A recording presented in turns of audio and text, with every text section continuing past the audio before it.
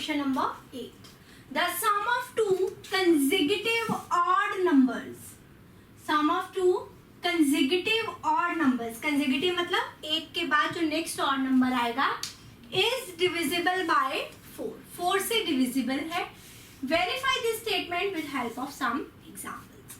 Now अगर मुझे consecutive odd number लेना है तो मैं कैसे लूंगी?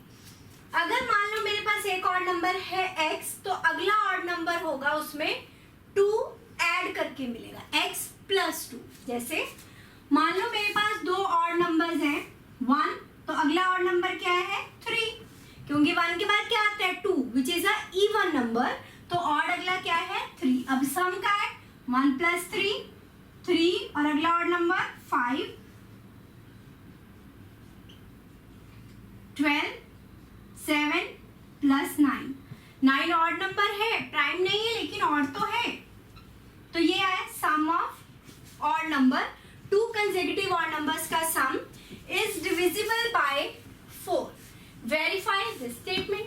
वेरीफाई डिविजिबिलिटी रूल क्या कहता है 4 का, कि कोई भी नंबर जो 3 या 3 से ज्यादा डिजिट्स का है वो 4 से डिविजिबल तब होगा अगर उसके लास्ट 2 डिजिट्स 4 से डिविजिबल होंगे. Now 4 is divisible by 4. 4 से डिवाइड होते हैं, या मैं लिख सकती हूँ 4, 8, 12, 16 all are multiple of 4, therefore they are divisible by 4. Similarly 8 is divisible by 4, 12 is divisible by 16 is divisible by 4. यही प्रूफ करना था. Therefore the sum of 2 consecutive odd numbers, sum of 2 consecutive odd numbers is divisible by 4. आप कोई भी odd number ले सकते हो, जरूरी नहीं है कि यहाँ पे मैंने स्मॉल लिए तो स्मॉल ही लेने. कोई भी ऑड नंबर लो तो उसका सम डिविजिबल होगा. ठीक है, क्लियर है? चले नेक्स्ट पे. अगर आप बड़ा कोई भी नंबर लेते हो, ऑड नंबर होने के लिए क्या होना चाहिए? इवन कोई नंबर तब होगा जब लास्ट में 2, 4, 6, 8 से 0 होगा. अगर वो नहीं है तो ये ऑड नंबर है, ये ऑड नंबर है, ऐड कर देते हैं. 2 कंसेक्यूटिव लेने हैं. 5 प्लस 3 8, 1 प्लस 1 2, अब 28. Last 2 digits is divisible by 8. 4. Last 2 digits is divisible by 4. Therefore 228 is divisible by 4.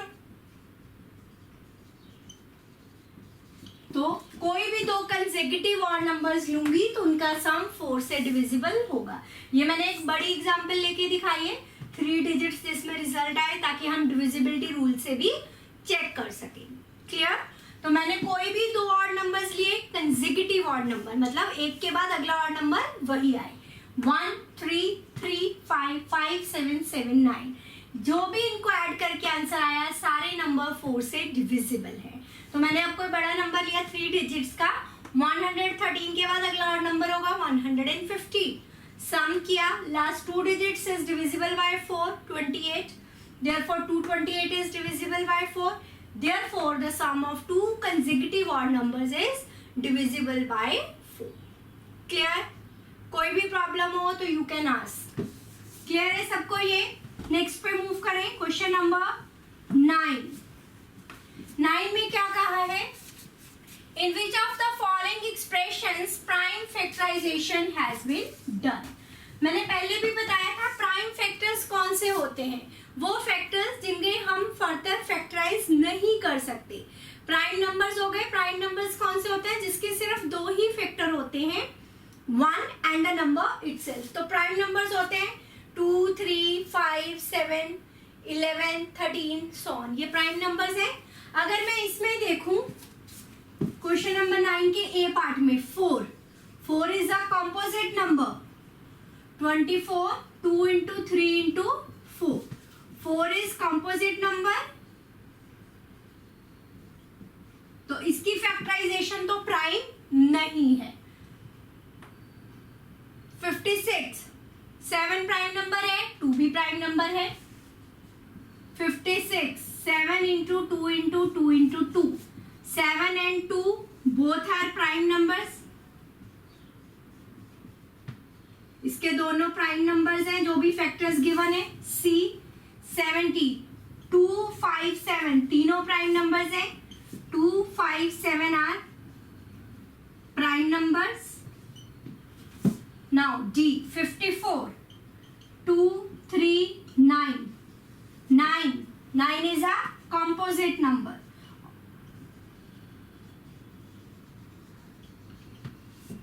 दो से ज्यादा फैक्टर है 9 के, 1 3 और 9. क्लियर?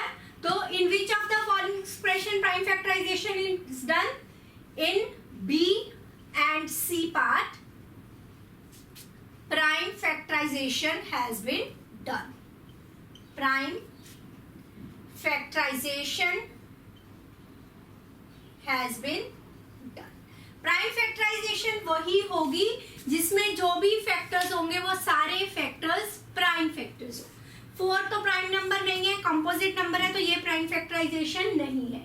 2 और 7 दोनों प्राइम नंबर्स हैं, 2 5 7 तीनों प्राइम नंबर्स हैं, 2 3 प्राइम नंबर है, लेकिन 9 कंपोजिट नंबर है, तो 9 प्राइम नंबर नहीं है, इसलिए ये नंबर भी प्राइम फैक्टराइजेशन इसकी नहीं है.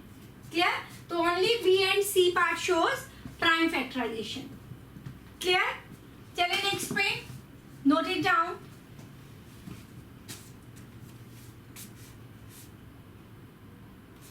नेक्स्ट है क्वेश्चन नंबर 10.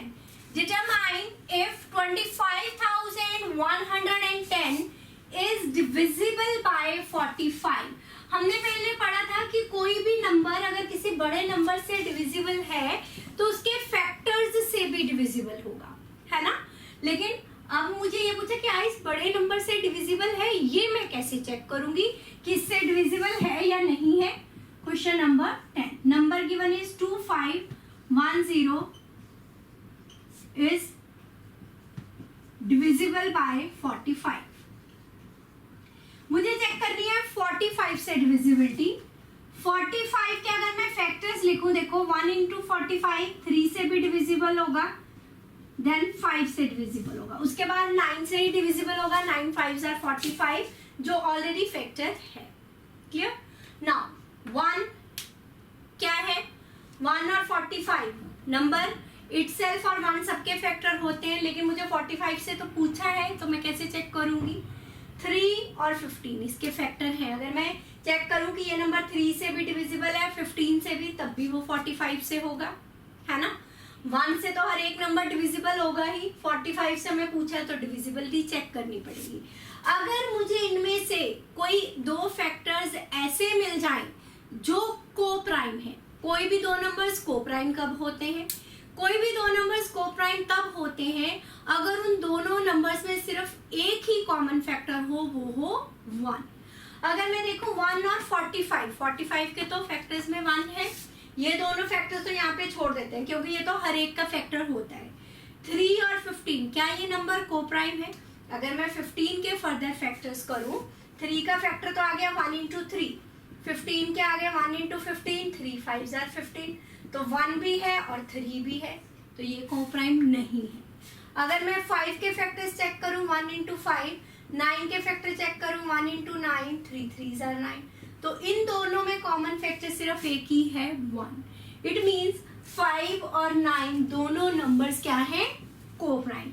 ये मैं सिर्फ समझाने के लिए कर रही हूँ, ये आपको इसमें से कुछ नहीं अभी करना. तो 5 और 9 दो ऐसे फैक्टर्स मिल गए जो को प्राइम है. सो 45 को अगर मैं लिखूं 5 9s are 45. Both 5 and 9 are co-prime numbers. Both 5 and 9 are co-prime. कैसे पता चला? क्योंकि 5 और 9 का कॉमन फैक्टर क्या है? 1. ठीक है. Now if 25110 is divisible by 5 and 9, then it will be divisible by 45.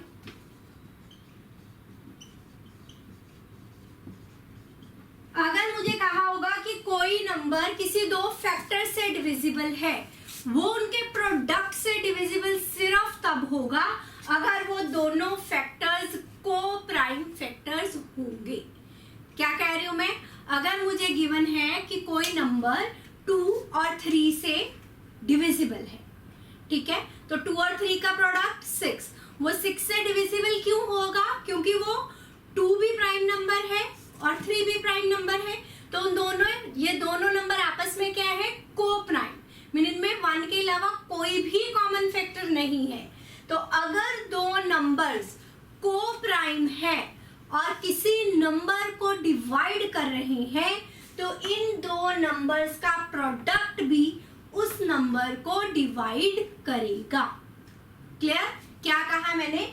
अगर दो नंबर जो को प्राइम है किसी नंबर को डिवाइड कर रहे हैं तो इनका प्रोडक्ट भी उस नंबर को डिवाइड करेगा। Now number is 25110, last digit is 0, या digit at unit place, therefore it is divisible by 5। तो 5 से तो डिविजिबल है। 9 से डिविजिबिलिटी के लिए क्या चाहिए? सम of digits, 2 + 5 + 1 + 1 0, 5 7 8 9 is divisible by 9.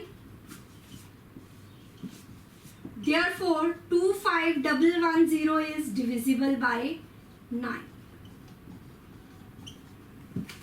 25110 is divisible by both 5 and 9. Therefore 25110 is divisible by 45. That is 5 into 9. तो अगर कोई दो को प्राइम नंबर से कोई नंबर डिविजिबल होता है तो उन को प्राइम नंबर्स के प्रोडक्ट से भी वो नंबर डिविजिबल होगा। क्लियर है? हमने क्या किया? 45 के दो फैक्टर्स ऐसे लिखे जो को प्राइम है, 5 और 9। गिवन नंबर का डिविजिबिलिटी रूल चेक किया, 5 से और 9 से वो डिविजिबल है, इट मींस उनके प्रोडक्ट दैट इज 45 से भी गिवन नंबर डिविजिबल होगा। क्लियर? कोई भी प्रॉब्लम हो, मैं I am again saying in each and every video कि कोई भी प्रॉब्लम हो यू कैन आस्क। इजी है, बस एक बार समझने की जरूरत है। अगर आपको समझ आ जाता है ढंग से तो you can do any of the questions. So